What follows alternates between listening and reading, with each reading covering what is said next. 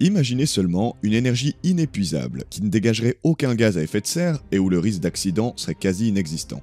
On pourrait presque croire à un film de science-fiction, mais détrompez-vous, nous nous y approchons gentiment. Parlons un peu de la fusion thermonucléaire.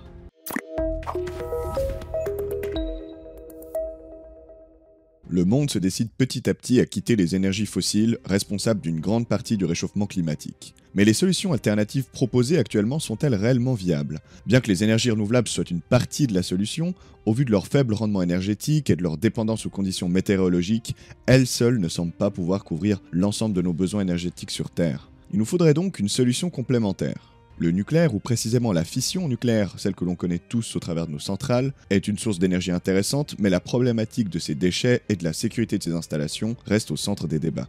Alors que nous reste-t-il concrètement? Depuis plusieurs décennies, un consortium de pays collabore pour développer le futur de l'énergie, la fusion nucléaire. Mais avant de continuer, c'est quoi la différence entre fusion nucléaire et fission nucléaire? Tout d'abord, la fission nucléaire, que l'on connaît au travers de nos centrales, consiste à projeter un neutron sur un atome lourd instable, de l'uranium-235 ou du plutonium-239. Ces derniers éclatent alors en deux atomes plus légers qui produisent une réaction en chaîne et une grande quantité d'énergie. De son côté, la fusion consiste à rapprocher deux atomes d'hydrogène, du deutérium et du tritium, à des températures de plusieurs millions de degrés. Cette fusion dégage ensuite à elle seule une énorme quantité d'énergie. C'est la même réaction que l'on retrouve de manière naturelle dans le Soleil et dans la plupart des étoiles de l'univers. La fusion nucléaire comprend plusieurs avantages en comparaison à la fission traditionnelle. Elle libère une quantité d'énergie bien plus grande que la fission, elle produit une infime quantité de déchets radioactifs, qui sont d'ailleurs des déchets de faible activité, et enfin, le deutérium, le combustible, est quasiment inépuisable. Il est présent dans l'eau, et le tritium, le second combustible, est facile à reproduire. Bon, après toutes ces éloges sur la fusion, il doit bien y avoir un inconvénient. Eh bien, il s'agit de la maîtriser. En effet, pour pouvoir produire de l'énergie au travers de la fusion nucléaire, il faut être capable de chauffer et de maintenir des particules à des millions de degrés dans un espace confiné. Autant dire qu'avec une telle température, l'ensemble des matériaux de la structure fondrait instantanément. Alors comment font les chercheurs? Avant tout, il faut savoir qu'il y a plusieurs types de réacteurs qui ont été inventés ces dernières années. Le plus connu, et celui avec le plus grand potentiel, est le tokamak. Ce réacteur, créé dans les années 1950 en Union soviétique, représente le réacteur le plus connu quand il s'agit de fusion nucléaire. Concrètement, la fusion nucléaire via ce type de réacteur se déroule ainsi.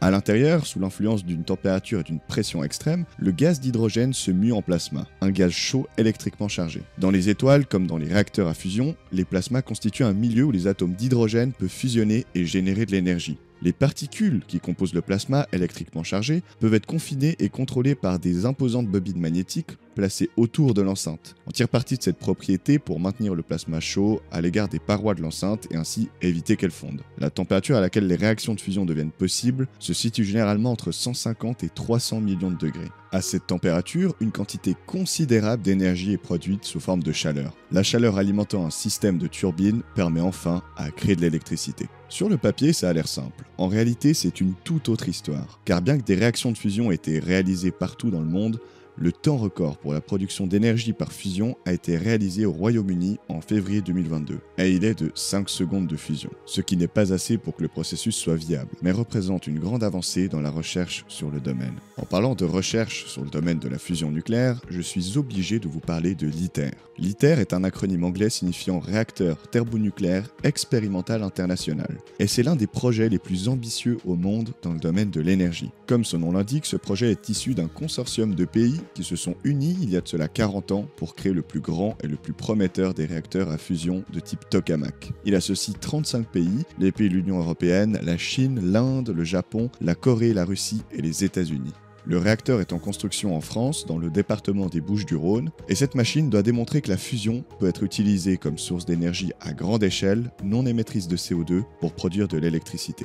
L'ITER est le plus grand projet scientifique mondial actuel, par sa complexité, son ambition et son budget hors norme. On parle là quand même de 19 milliards d'euros investis. Le projet a même été comparé au programme Apollo tellement il est ambitieux.